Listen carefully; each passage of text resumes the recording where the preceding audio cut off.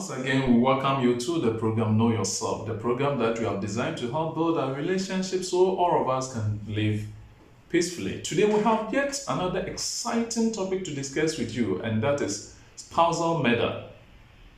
And the true sense, when we say spousal murder, we are referring to killing of one's own wife. But I am adding girlfriend as well because it is something that is rampant. Or husband, in this case, I'll add boyfriend.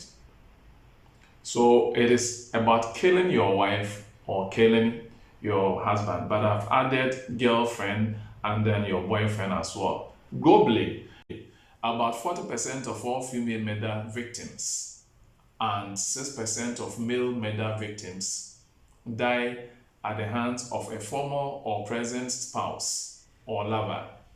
This is according to Dr. Aaron Bensiv. Indeed, we'll be informed and guided by these two authorities in the entire discussion. We're looking at causes of spousal murder today.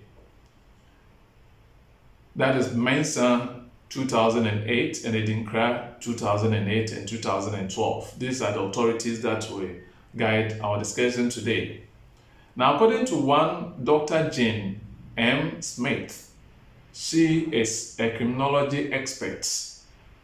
She said women account for more than 80% of victims killed by their partners, and most of the time, the partner is a male. We want to discuss the causes of spousal murder today, and the first 5 that I want to discuss with you will be sociocultural dimension, psychosocial, socioeconomic, sexual jealousy, suspicions of inferiority or infidelity, and anger. And we'll end by looking at the cause of how some men refuse to accept breakup from their partners for today's edition. Now, the socioeconomic cause stems from this.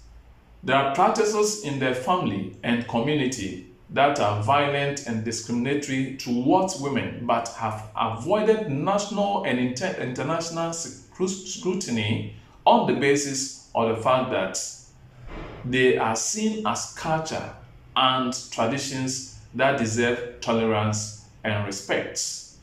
And then again, if you look at even some terms like polygamy, we believe that polygamy means marriage to more than one spouse at a time.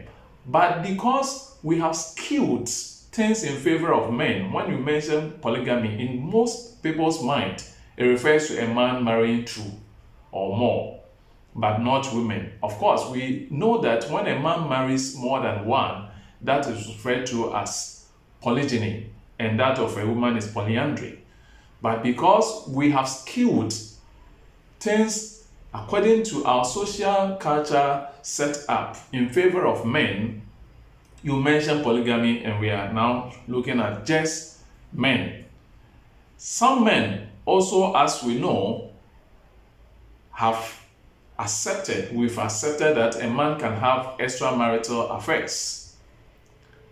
So generally acceptable culture, social and religious expectations that women demonstrate respect, obedience, submissiveness, and conformity, especially with regard to husbands' wishes and commands. This I picked from Mensa 2008. These are some of the things that from our cultural setup also cause and contribute to this murder. So we have what we call masculine possessiveness. And some men see themselves that when we mention masculinity, it signifies someone who is full of power, full of control and authority over a woman. And so in a society where we have this to be accepted by all, then some men take advantage of the situation, and as a result, they exhibit that tendency by having that control over a woman, or a woman, and that is what we see. Then we also have the psychosocial dimension, which has to do with some people's state of mind. And so the man's life, in most cases, lacks other sources of meaning and reasons for living. And as a result, he finds the only person to vent his anger on is the wife. Some individuals also possess or have some mental disorder and generally antisocial behavior that also plunges them into this act that we are discussing. Then some are socioeconomic.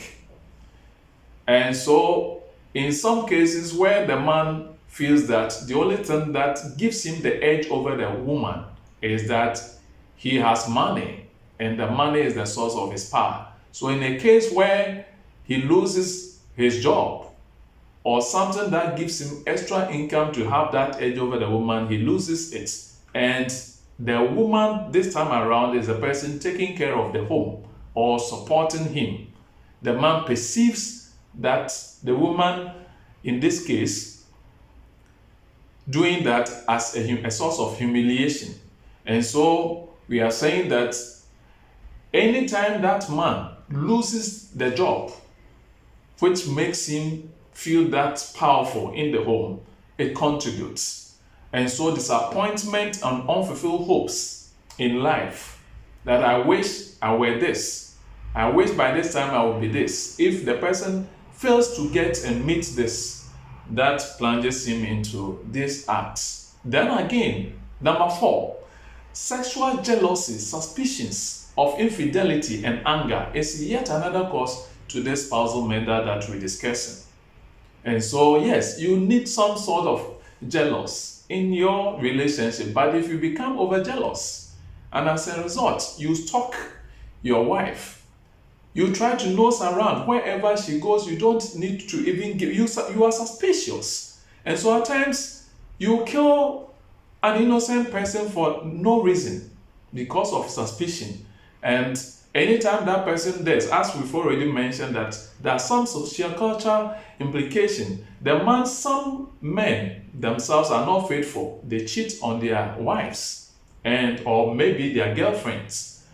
And so because they are doing that, when they see that the woman even speaks to the opposite sex, then they also become suspicious. Then they vent their anger, and in the heat of disagreement, this is what we receive. Then number 5th cause that we want to share with you today is some men's refusal to accept divorce or separation from their wives or maybe their girlfriends. Some people see this as source of humiliation, and it has been observed, especially in Ghanaian context in Africa, most men find it difficult to accept a separation or divorce from their wives due to shame.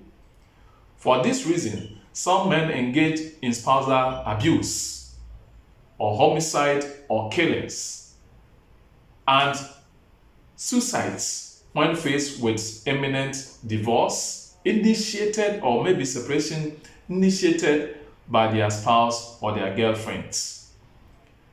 Today, we presented the first part of causes of spousal murder to you. Our hope is that you would subscribe, press the button, share so others can receive content from us. Thank you so much for your time. Bye-bye.